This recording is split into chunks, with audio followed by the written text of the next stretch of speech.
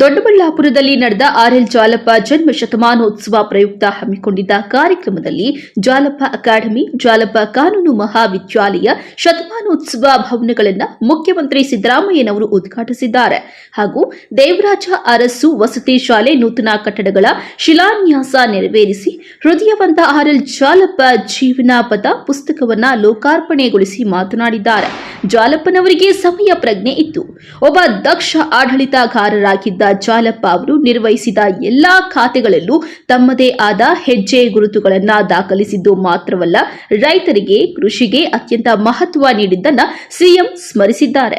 ನಾನು ಮೊದಲ ಬಾರಿಗೆ ಸಚಿವನಾಗಲು ರಾಜಯ್ಯನವರಷ್ಟೇ ಜಾಲಪ್ಪ ಅವರು ಕಾರಣ. ಜಾಲಪ್ಪನವರಿಗೆ ಹಿಂದುಳಿದವರ ಏಳಿಗೆಯ ವಿಚಾರದಲ್ಲಿ ದೂರದೃಷ್ಟಿ ಇತ್ತು. ಹೀಗಾಗಿ ಆಗಲೇ ವೈದ್ಯಕೀಯ ಕಾಲೇಜು ಸ್ಥಾಪಿಸಿದ್ರು. ಮೊದಲಿಗೆ 150 ವಿದ್ಯಾರ್ಥಿಗಳಿಂದ ಆರಂಭವಾದ ಸಂಸ್ಥೆ ಈಗ 40,000ದಷ್ಟು ವಿದ್ಯಾರ್ಥಿಗಳು ನಾನಾ ವಿಭಾಗಗಳಲ್ಲಿ ಓದುತ್ತಿರುವುದನ್ನು ಉಲ್ಲೇಖಿಸಿ ಶ್ಲಾಘಿಸಿದ್ದಾರೆ. ಇಂದು ನಾನು ರಾಜಕೀಯವಾಗಿ ಈ ಮಟ್ಟದ ಏಳಿಗೆ ಆಗಿದ್ದರೆ ಅದರಲ್ಲಿ ಜಾಲಪ್ಪನವರ ಪಾತ್ರ ದೊಡ್ಡದಿದೆ ಎಂದರು.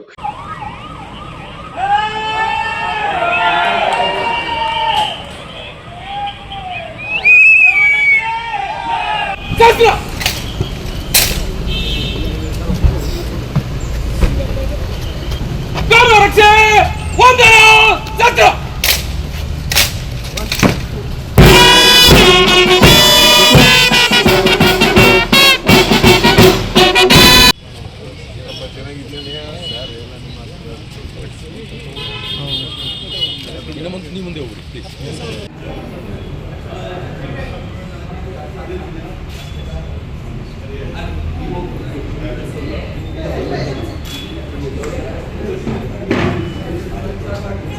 ಕಂಗಣ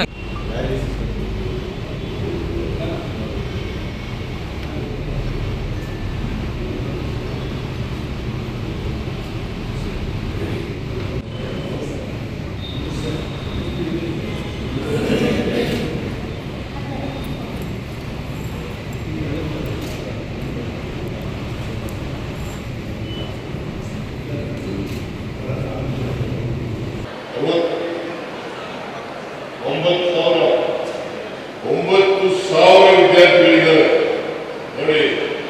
150 ವಿದ್ಯಾರ್ಥಿಗಳಿಂದ ಪ್ರಾರಂಭ ಆಯಿತು. ಈಗ 9,000 ವಿದ್ಯಾರ್ಥಿಗಳಿದ್ದಾರೆ. ಜಾಲಪ್ಪನವರು ನಾವು ನೆನಪಬೇಕಾಗ್ತದೆ.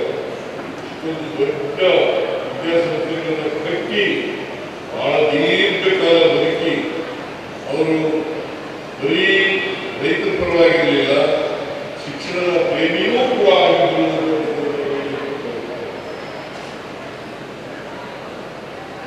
ಆಮೇಲೆ ಜಾಲಪ್ಪನವರು ಒಬ್ಬ ಸ್ವಾಭಿಮಾನಿ.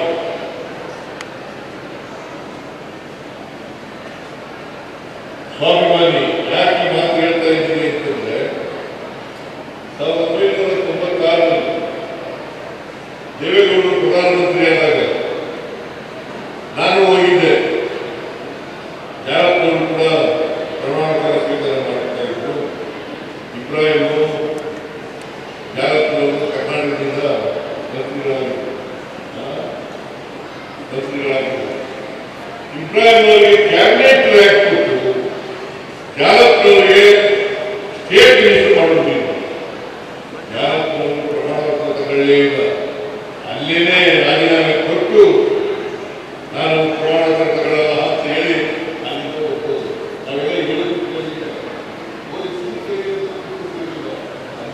ಸ್ವಾಭಿಮಾನಿ ಜಾಲಪ್ಪನವರು.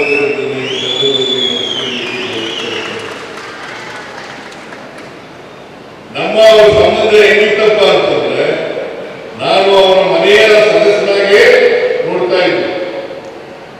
ನಾನು ನನ್ನ ರಾಜಕೀಯ ಭವಿಷ್ಯ ರೂಪಿತ ಆಗಬೇಕಾದ್ರೆ ಇವತ್ತು ಜಾಲಪ್ಪನವರು ಈ ಸ್ಥಾನಕ್ಕೆ ಬಂದಿದ್ರೆ ಜಾಲಪ್ಪನವರು ಕಾರಣ ಅಂತ ಮಾತನಾಡಿದ್ರು.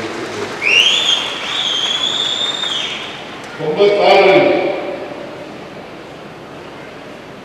ದೇವೇಗೌಡರು ಪ್ರಧಾನಮಂತ್ರಿಯಾಗಿ ಹೋದ್ಮೇಲೆ ಮುಖ್ಯಮಂತ್ರಿಯಾಗಿದ್ದರು. ಇನ್ನು ಪ್ರಧಾನಮಂತ್ರಿಯಾಗಿ ಹೋದ್ಮೇಲೆ ನನಗೆ ಮುಖ್ಯಮಂತ್ರಿ ಸ್ಥಾನ ಕೊಡಬೇಕು ಅಂತೇಳಿ ಹಠ ಮಾಡಿದವರಲ್ಲಿ ಜಾಲಪ್ಪನವರು ಕೂಡ ಒಬ್ಬರು ಅಂತ ಮಾತುಗಳನ್ನು